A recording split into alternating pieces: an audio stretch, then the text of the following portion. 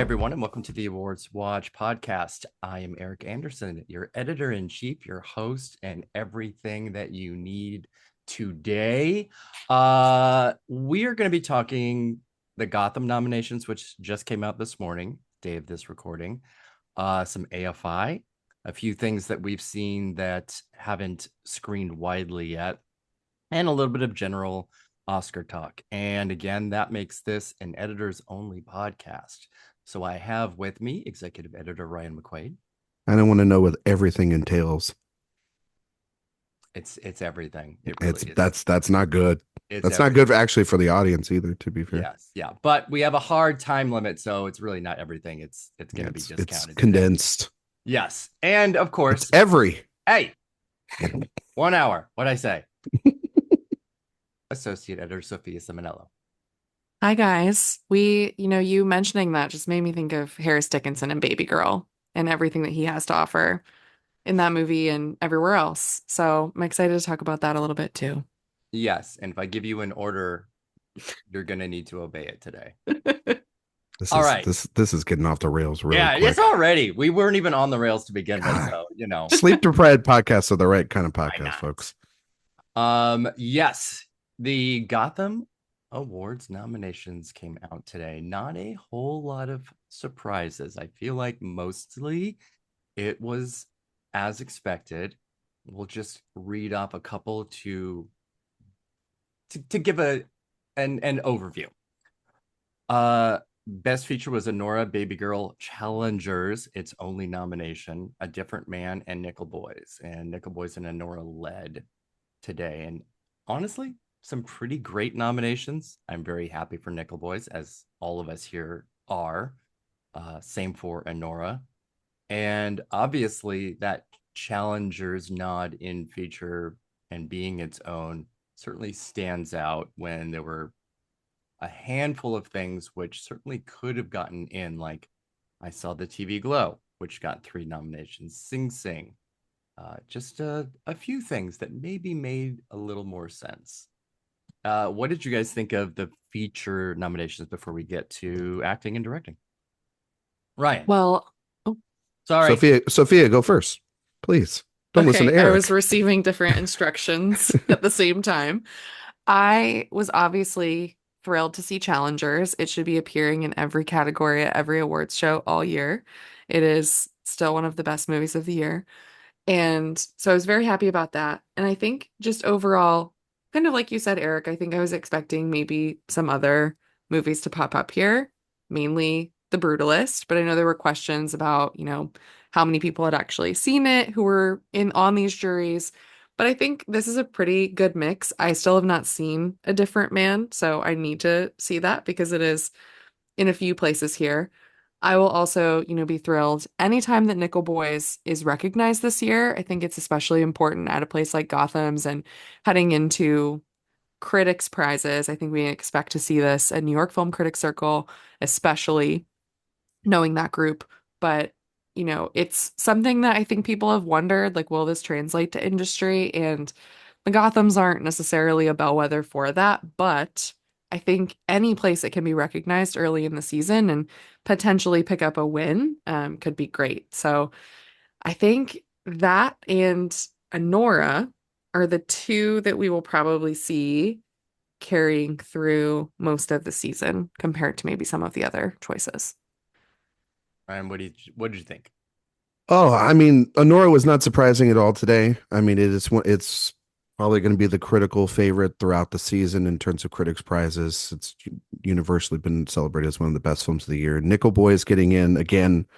I was very happy with that. I've come around a long way with that film, and I think it's quite beautiful. And I'm happy to see the nominations that it got. I Saw the TV Glow, which is kind of, I think I might have mentioned this a couple of weeks ago, that this was like the place for that, as well as at Indie Spirits. It's 4 nominations, Erik, not 3 nominations. That it has 2 in the acting categories, feature and director, were what it picked up today. It picked feature. Oh, it didn't get feature? No, I'm sorry. It has it has 3. And That's directing. why That's right. It's weird that it's not here, kind of. Yeah, it's because of different. I was thinking of the fact that it was showing up a lot of places. Anyway, I saw the TV Go, still had a wonderful day. I'm surprised it didn't make it in there. For, it's interesting, Sophia, you mentioned that about the Brutalist and how many people didn't see it, but yet they were able to see Babygirl, which is a movie that has not screened really that much unless it's outside the festival circuit or special screenings that they did with Nicole Kidman this past week, both in LA and New York.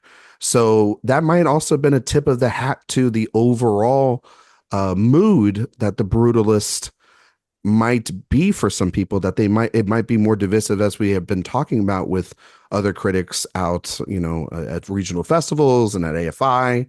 So it'd be interesting to see how that plays out. I mean, I would have bet money that Brady Corbett would have got in for director, and that didn't happen, and neither did the film. Challengers, not too surprising. I'm surprised that it didn't get like a, Josh O'Connor nomination. I have Right. about like a million people I would kick out in that category over him, but we don't need to get into that. It was just kind of interesting that is the one nomination it got, and then they can agree on the film. I mean, getting movies like Sing Sing and A Real Pain and some other nominations in there was kind of, I didn't really like that, because I think that the cast is fantastic in that movie. But yeah, I too still need to see A Different Man. It's a movie that I've just kind of avoided, not intentionally, just it has not lined up and scheduled to see it. They luckily have sent out screeners already, so for critics groups, so hopefully everybody will start seeing that again if they haven't caught up with it. But overall, not too surprising. But Eric, if I could say one thing, there was one performance that got in there that I was really happy with. We're not at performance yet. Oh, we're not at performance yet? Okay, No. well then fuck that performance then. We have to talk about director, because there were only aligned 2 out of 5. And it's the same group of people that nominated the 5 features. That's weird. Also nominated director. Only 5 people. You can find them at AwardsWatch.com, which has the list of the nominating committees for every category. RaMell Ross for Nickel Boys and Sean Baker for Anora are the only 2 crossovers. And then you had Jane Schoenbrun and Guan Hu for Black Dog, and Payal Kapadia for All We Imagine Is Light. So even in a group of just 5 people, they were very clearly thoughtful in spreading that wealth out a little bit. And that's very common for the Gothams. It's just kind of what they do. But I think it is looking at the Baker and Ross nominations as a consistency thing, where we know that these are kind of going to be carried throughout the season.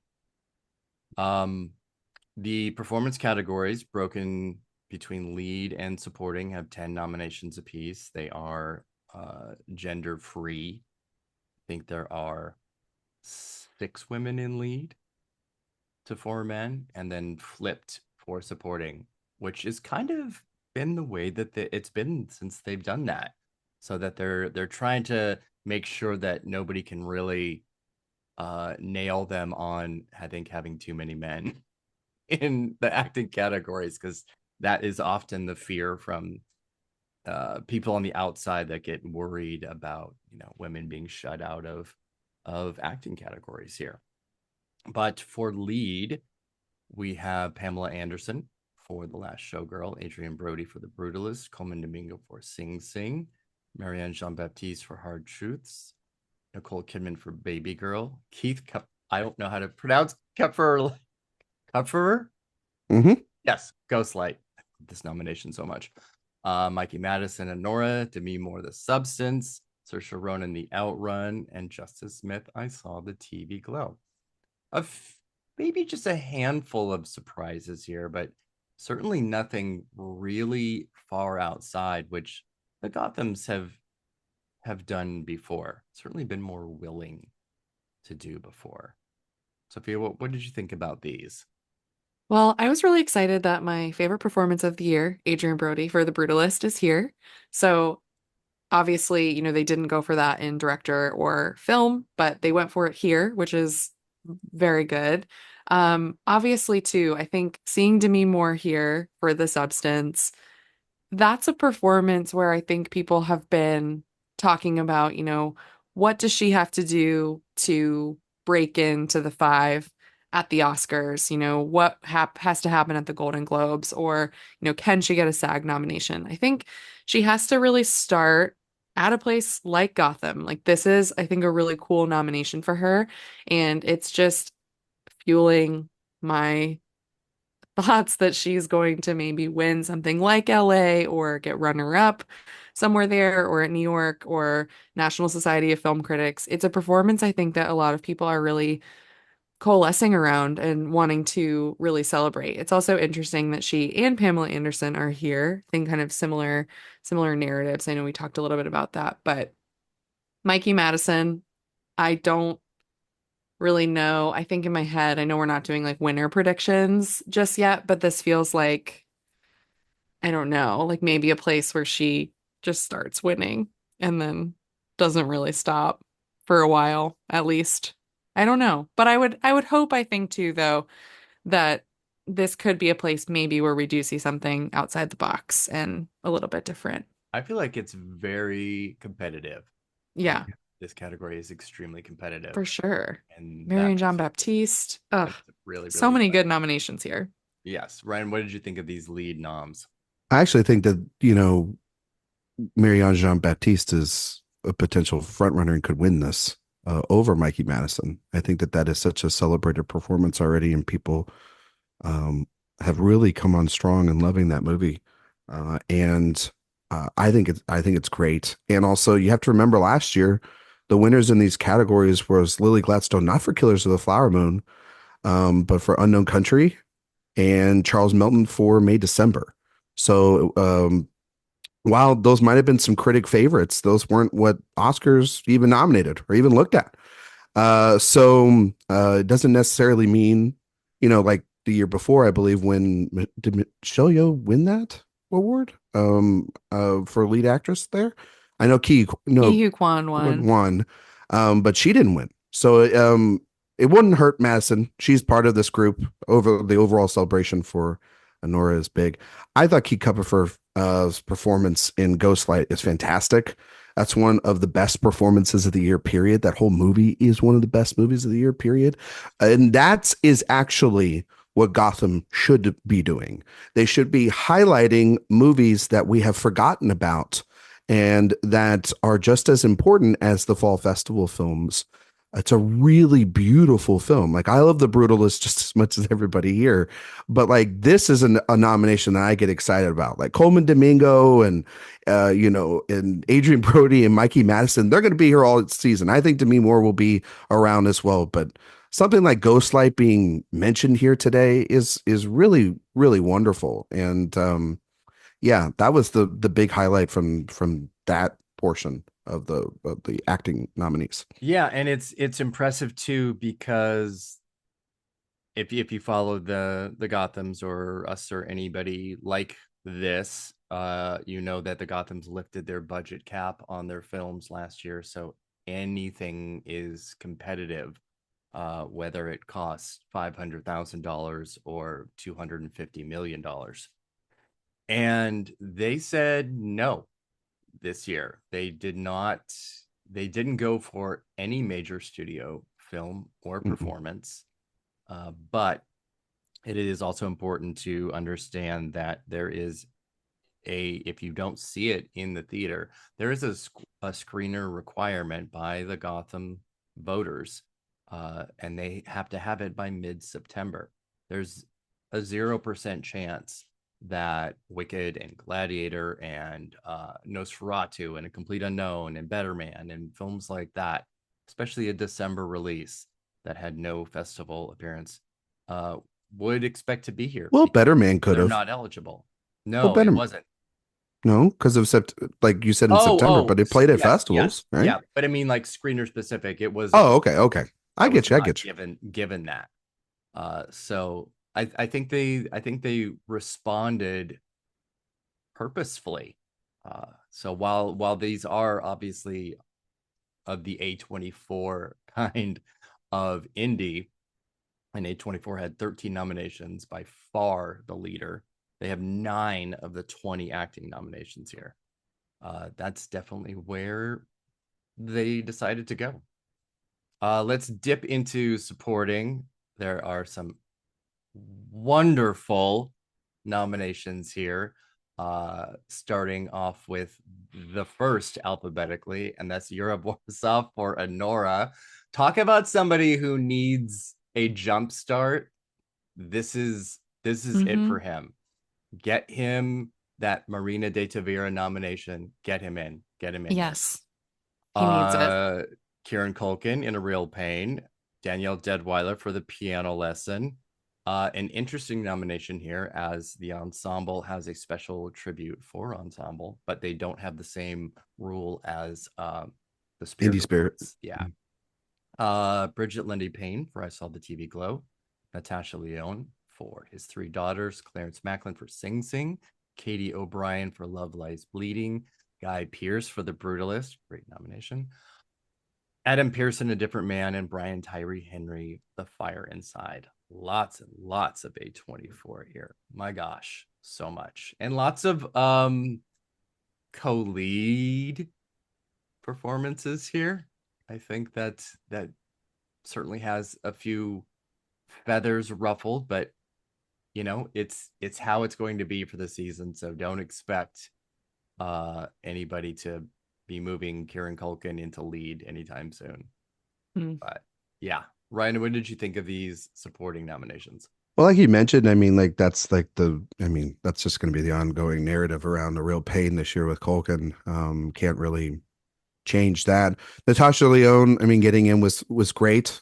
Not the performance I would have gone with. I would have gone with Elizabeth Olsen for myself. But I know that they had sort of interesting back and forths about, do they run Lyonne lead or do they run all three of them supporting? You know, I kind of feel like she's the lead, but I understand like the decision. Katie O'Brien, which I thought she's really good in Love Lies Bleeding, a movie that I wasn't like the biggest fan of, but I also kind of felt she was a lead. So it's like, you know, she's a co-lead as well. And so, you know, Guy Pearce getting in, love that. It's one of my favorite performances of the year. And yeah, I think that this is like a really solid, interesting lineup. But yeah, Borisov getting in here, that's big, because then it puts him in the room with voters, with other critics, with other, you know, maybe he sneaks and he's the winner for the film on the night. Who knows? Like, we've seen crazier things happen before. But yeah, I mean, I don't want it to be a Kieran Culkin like love fest this season, because I think that there's some other supporting performances that are in the Oscar contention that are far better. But that was its sole nomination. And it's also interesting, one last thing, is that these were the two Netflix nominations for the day. Like, obviously they have the special prize for The Piano Lesson, but Maria and Amelia Perez being absolutely shut out by the Gothams today is a very telling thing, potentially, for New York and LA coming up for those critics prizes. So just to put those out there.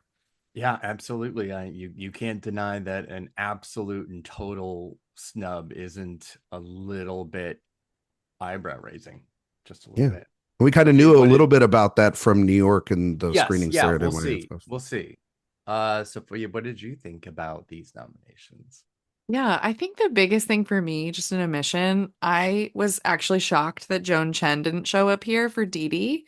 That felt like such an easy Gotham nomination. That performance has been celebrated all season. People have been raving about her and that just feels like such a Gotham nomination, and she's not here, but we have another nomination from the movie in Breakthrough Performer for Isaac Wong. So it's not like they didn't see it. I mean, I know that different people decide on these things, but that was a bit surprising to me. I think overall, my favorite nomination here, I mean, Guy Pearce would be my favorite performance, but Yura Borisnov, just to join the chorus.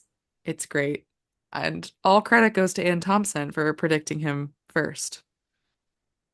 You know, Ann Thompson loves a good young bohunk of a performer. So, and we love you, Ann, for Yes. it. You as well. So no, it is really great. And I think one of the great things about it is, and he could have been here and Breakthrough even, is that that's a film that has 4 really great supporting male performances, Hmm. and a lot of people certainly wanted to create the argument of vote splitting between them, but Borisov is funny as well as the heart, and he has the entire second half, and that's the half where it counts.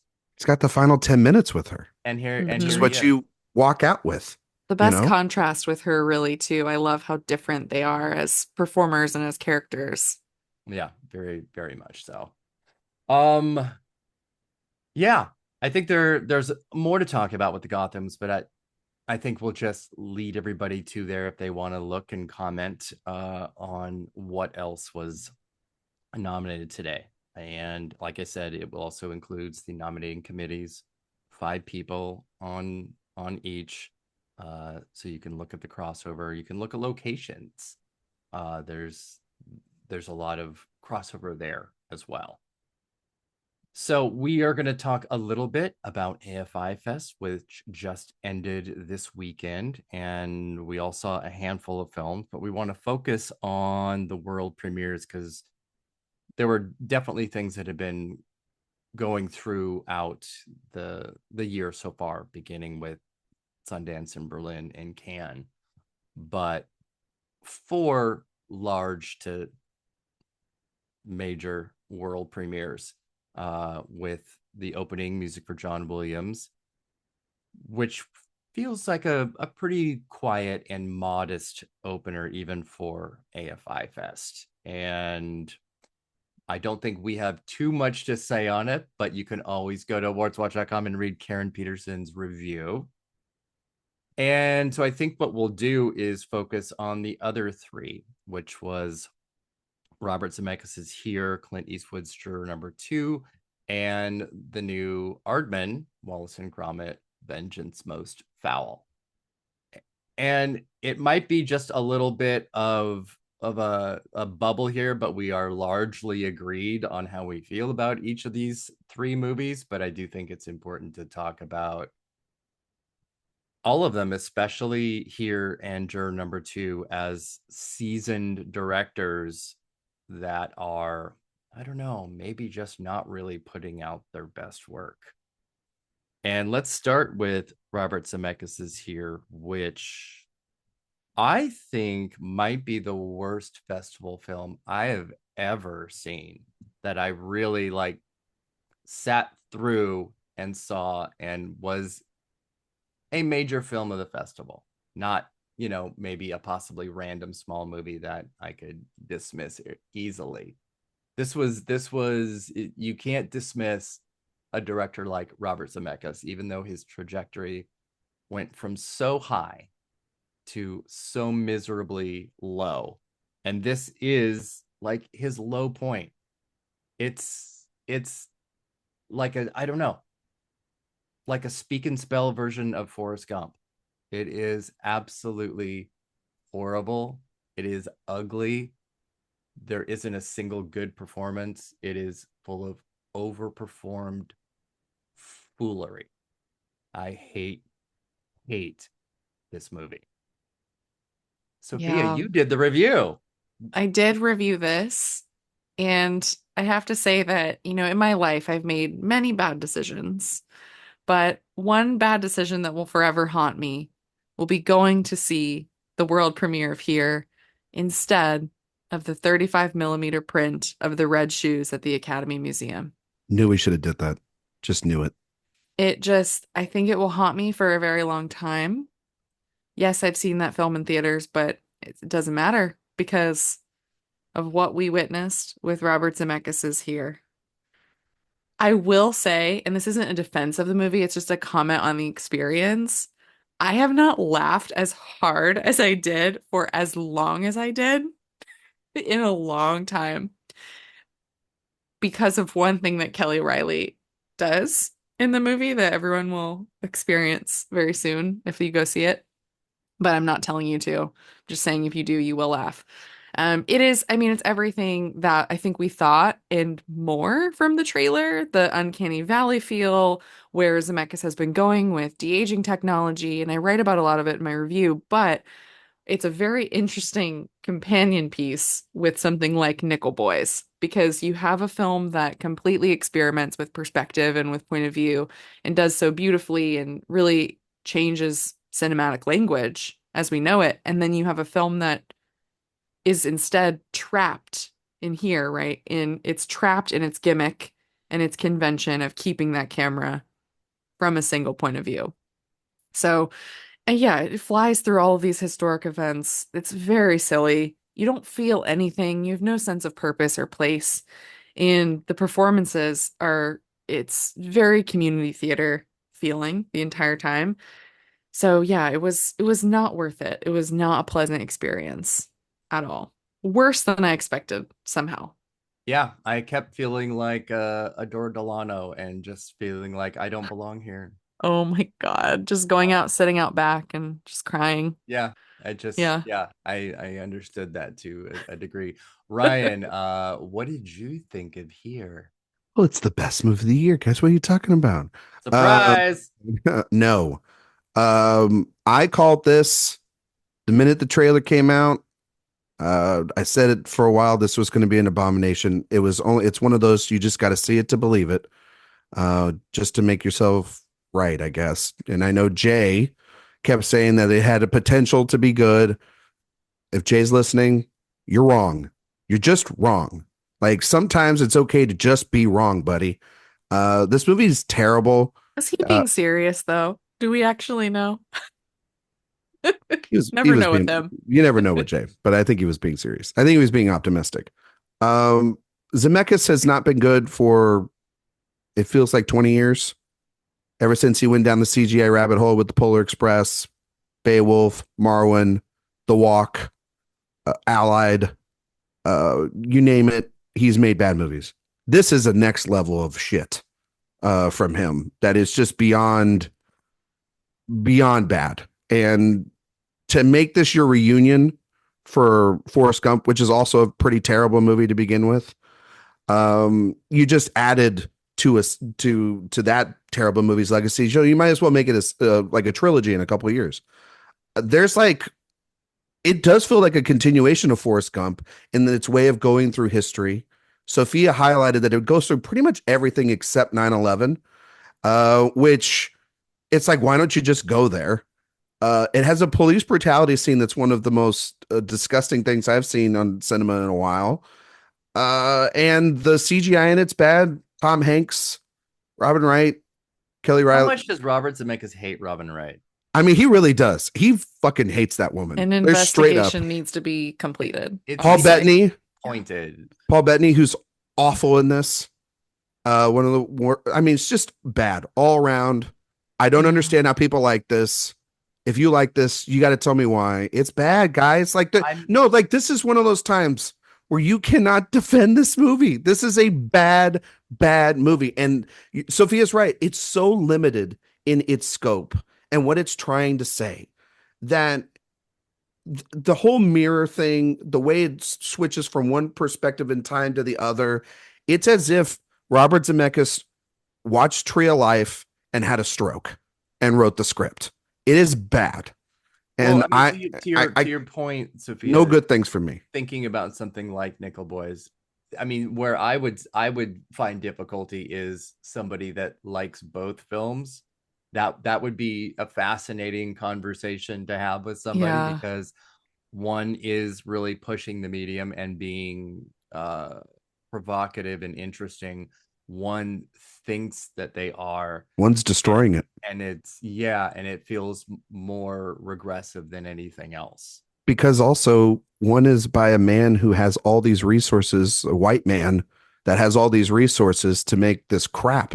And the other is this smaller, intimate project by people of color trying to tell this story and having to scrap to get it all together. And it's the epitome of Hollywood.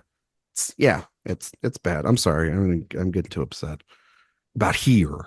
I mean, it's not, worth really getting upset about. It is, like Sophia said, it is one of the most unintentionally funny movies of the year, and we really had So funny. we had a great laugh at This things is that were it's the only supposed way to you can be get through it. very, very, very serious and very emotional when they were absolutely awful. And I really can't wait for people to see it outside of the one and only festival that it's going to play at, so that, you know, we can start Well, making jokes that are only right now between a very small handful of people.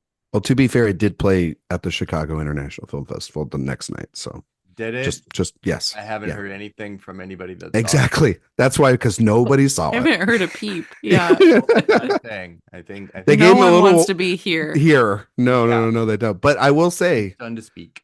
based off of this and the trepidation I had for this movie and its trailer and how it looked, and also other things as well this year, it does not give me hope for the bad trailers for the movies that are coming out later in the year that we'll probably talk about. So. Well, speaking of that, kind of the reverse happened, Mhm. where the trailer for Juror Number 2 was very compelling, looked really good.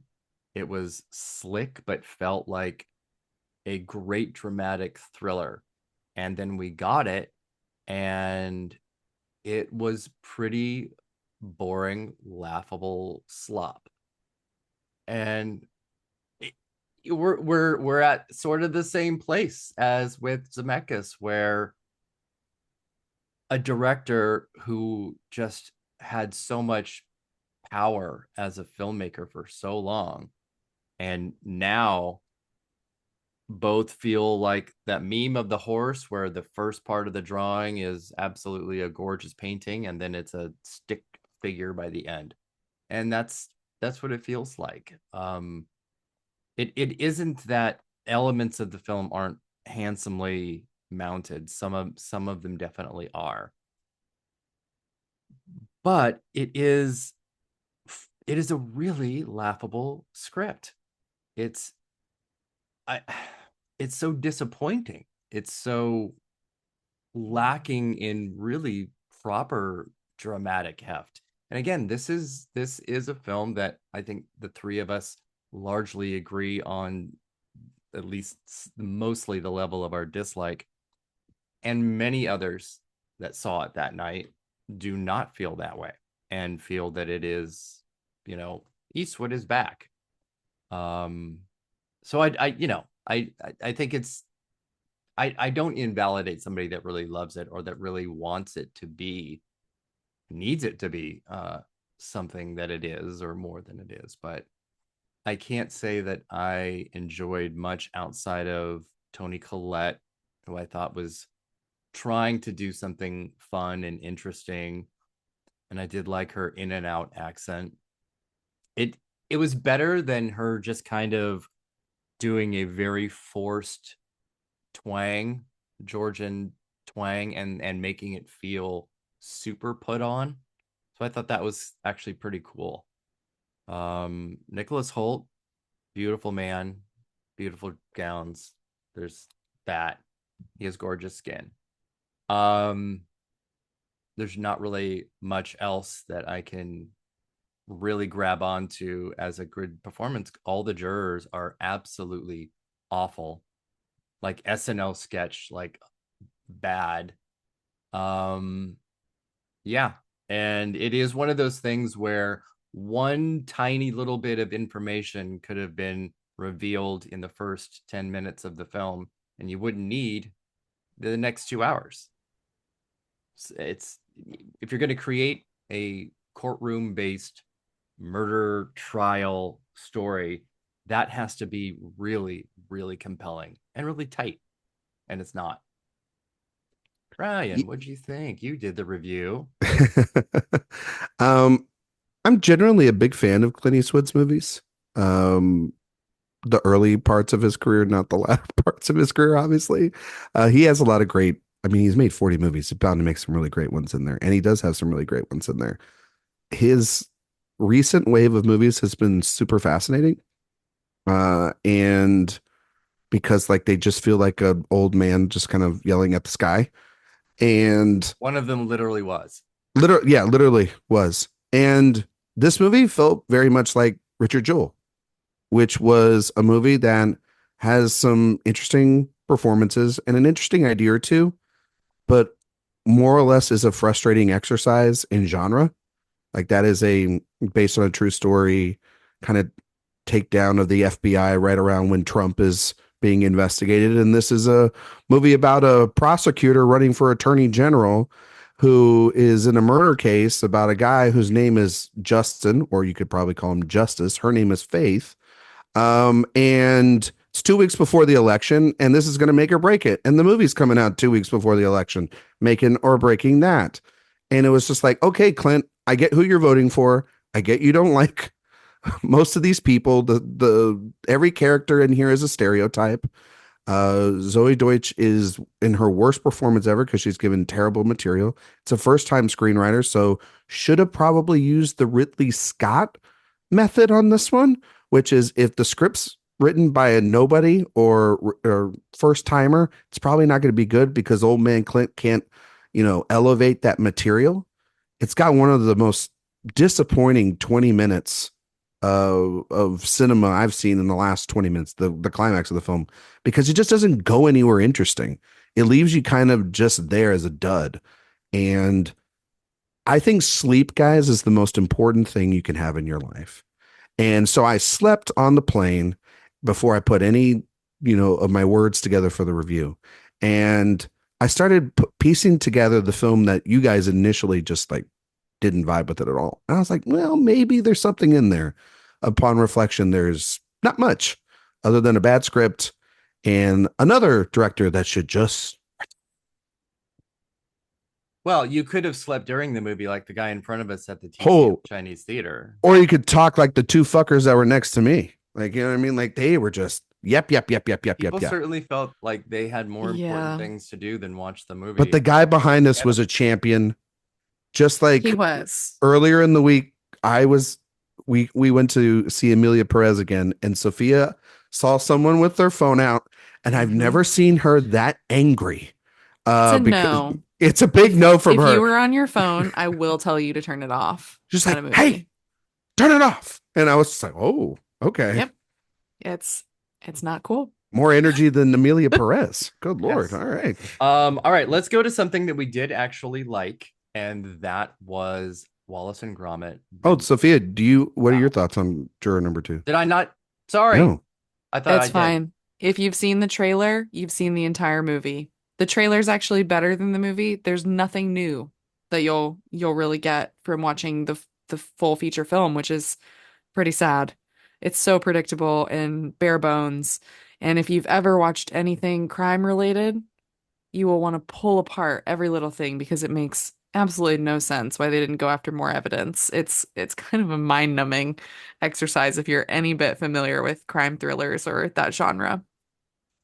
Yes. That's all. Yeah, it just is there. And Warner Brothers doesn't really have a lot of faith in it. They're releasing it in 30 theaters on November 1st for 1 week. People will like it. I think we are the anomaly. This could have been a massive hit. No, I think it would have been a hit, a big hit. It's going to be one of Zaslav's write-offs again. Mm-hmm. So yes, let's go to Wallace and Gromit. The first Wallace and Gromit in 19 years. Vengeance Most Foul. Absolutely cute, adorable, funny, escapist. Feathers. Oh, one of my favorite little animated villains ever. Yes. Still, a movie being able to do a Cape Fear parody in 2024 and still be funny, because it doesn't do anything other than make it claymation animals, but it's very funny. I loved it. I thought it was really cute. I thought it was really sweet, and it was great to see something new at the festival that didn't want to make me tear my eyeballs out. Yeah. So there's that. It's really, really cute. And I think a lot of times when we have sequels, like long-awaited sequels, or you're returning to a particular franchise or property, sometimes you can expect it to just be for nostalgia, really. Like they really just rely on that to get people in the door or to get laughs or any kind of emotional response. But this was, I think, far more successful than just something like that. And the animation is so creative as always. I mean, it is Aardman, but here I think it is really a step up even for them, which I thought was exciting. And just the camera work is really cool and inventive. And I also love that it does have this message around relying on technology and thinking about AI maybe. And that's something that, is at the forefront of a lot of people's minds in the industry, but also outside of it. But it does it in a way that I think is also really suitable for kids. It's like the perfect balance of that. And yes, Feathers McGraw, great character. Love his inclusion here. And yeah, it's a lot of fun, very clever British humor and a bright spot in the festival lineup, that's for sure. Yeah, the whole plot being very anti-robot, Mm-hmm. really reaches all the bases of technology and AI and anything was really smart. The train sequence, amazing. I loved Loved it. that. It reminded me of Give me Mission that Mission Impossible. Impossible. Yeah, Yeah. exactly. Fabulous. Ryan, what did you think? I echo everything that you and Sophia have said. Really don't want to get on this too much, though. I did find it interesting as I was watching this movie, thinking about its sort of anti-technology message, and that it'll be Netflix's big animated player up against the wild robot. So that'll be Yeah. very interesting in the Mm-hmm. season as it goes on. I know that they'll play nice, but I think that it's if I haven't seen Memoir of a Snail yet, but this is far and away better than Inside Out 2, and I would love it to be a Wallace and Gromit Wild Robot race for the Oscar because I think they're both very, very good movies and very fun. And it was great seeing it in the Chinese, 70 minutes in and out, perfect length. And there were kids there, and the kids had a great time with it, and that's all that matters, Mm-hmm. folks. Yeah. We're gonna talk about a few movies that we saw outside of the festival. One that we talked about earlier, and that was Gotham nominee and a Volpe Cup Best Actress winner Nicole Kidman in Babygirl. Sophie and we both saw that, and I loved it. It is everything I have been loving about this era of Nicole Kidman, which has been a very long era of really adventurous work.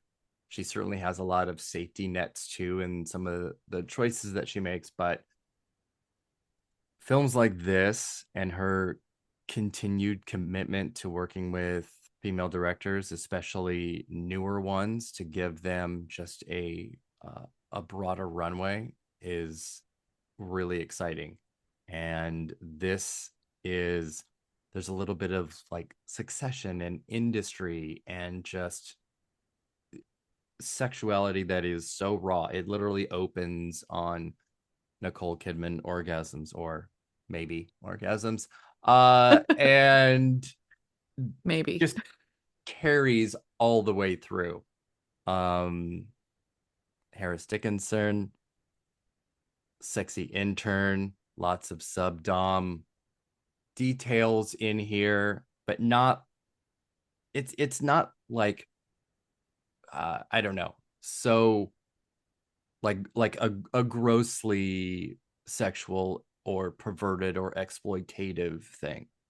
Helena Rain just has an incredible restraint and understanding, and Kidman is completely in charge of just who she is as an actress here, and phenomenal.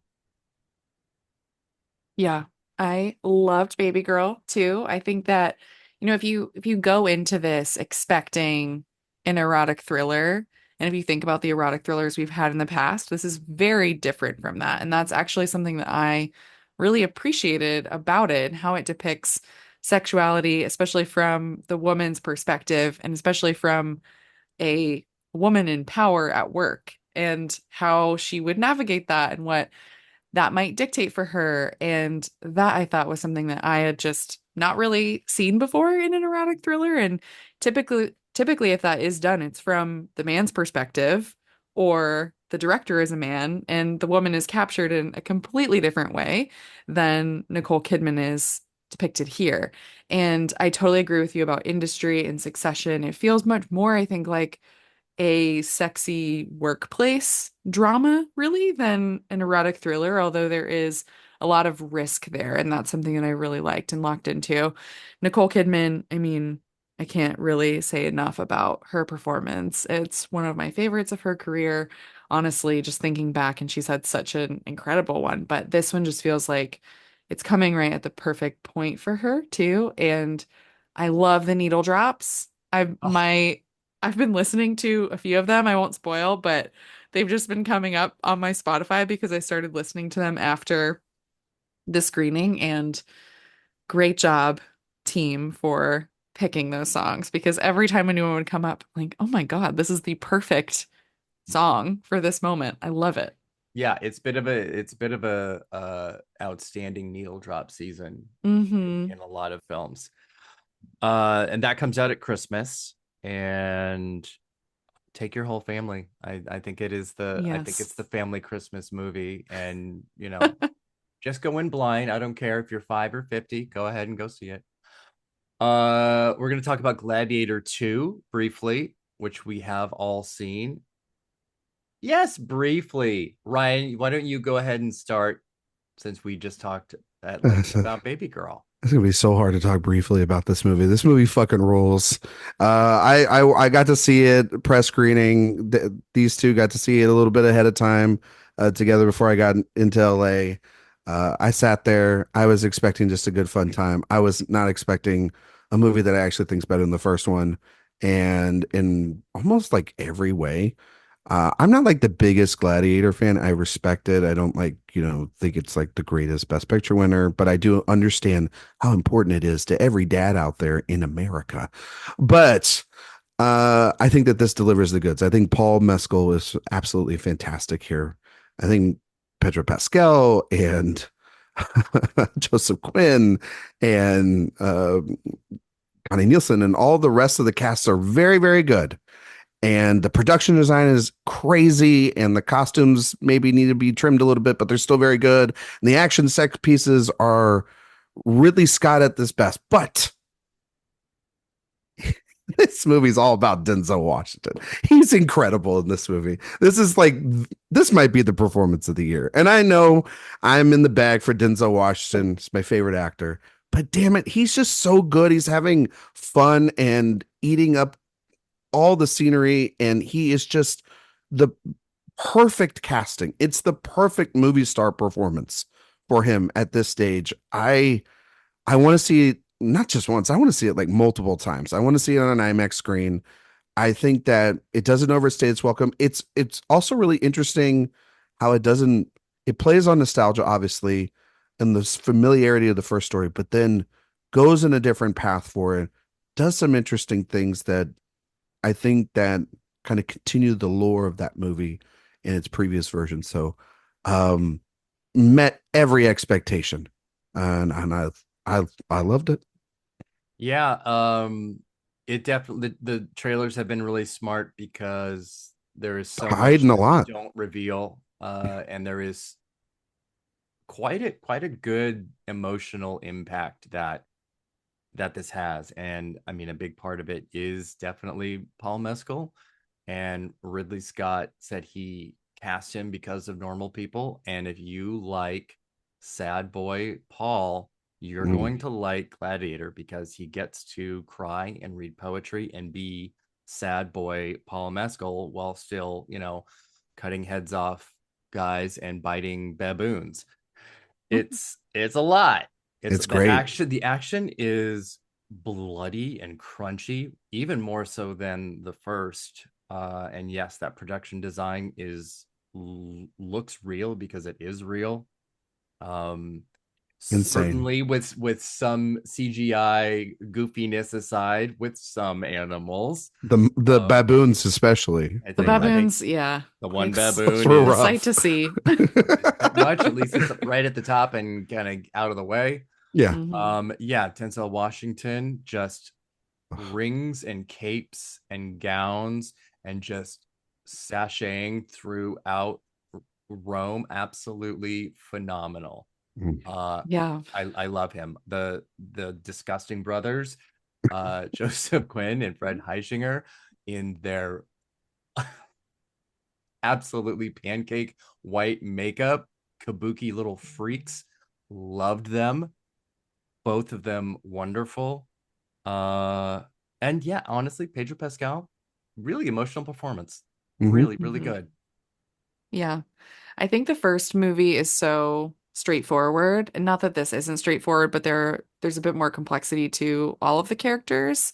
Take you in some surprising directions that I feel like the first one, you pretty much know what those performances are and who the characters are. Not that they're not great. I think that Russell Crowe and Joaquin Phoenix are really good in Gladiator, but here there is something I think a bit more fun in the construction of the characters and how the actors really use their own personas to make you feel a certain way about those characters and the choices they make and the directions that the screenplay takes. And yeah, Paul Mescal, it's just going to be interesting because this will be, a new audience for him. I don't imagine, I don't know how many dads have seen Normal People or All of Us Strangers or really know him. And it's a good, I think, entry point for Paul still, even though I do, love all of his other work. And for Denzel, I mean, yeah, we'll be talking about it all year. I just had that feeling when I saw him. I just thought like, oh, I just like I know it shouldn't all be about the Oscars, but I just want him to win another one for this when he's walking around in his robes and with his rings. I was thinking of my favorite Shakespearean characters, which he, of course, can play so well. I was thinking of Maleficent and Claude Frollo and these Disney villains that I grew up with. I was thinking of basically like any kind of swords and sandals epic from the 50s and 60s where, everything is just a little bit off and over the top and very colorful.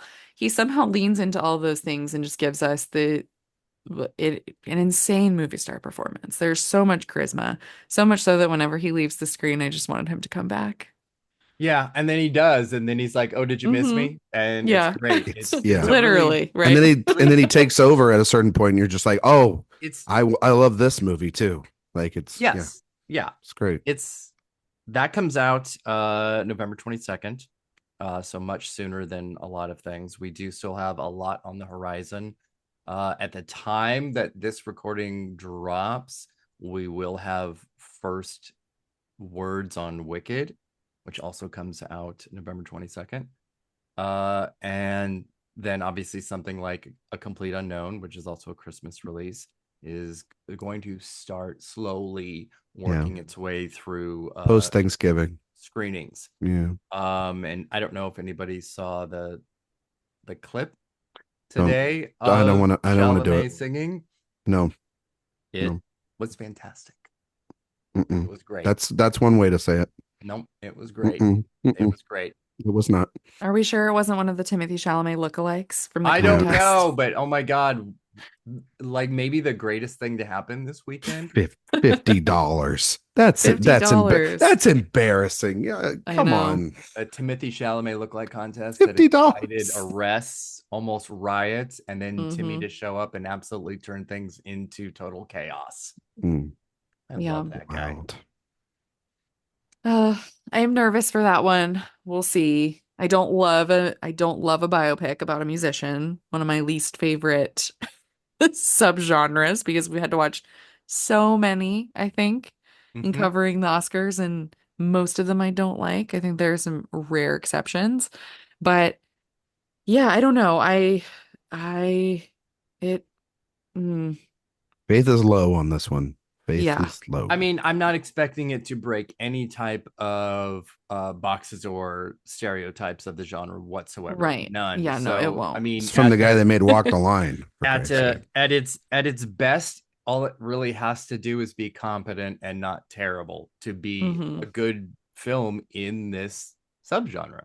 Mhm. Yeah, So hopefully that's true. it's at least that. There's a lot of interesting stuff in his life. It's just a shame it's already been covered multiple Yeah. times. Well, Hmm. we will And see. yeah, we'll see about Wicked too.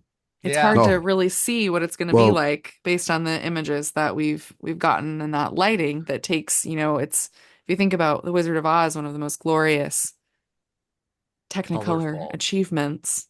Yeah. And then we I look at mean, this, it's curious. It I is. gotta, It's erasure. It's I just think I gotta go back and watch Oz the Great and Powerful just to compare the disgusting palettes that both this and Wicked have presented about one of the most beloved settings in film history. yeah. And so, yeah, like you can tell me all day long about that production design, but that thing just looks awful. It's a CGI nightmare.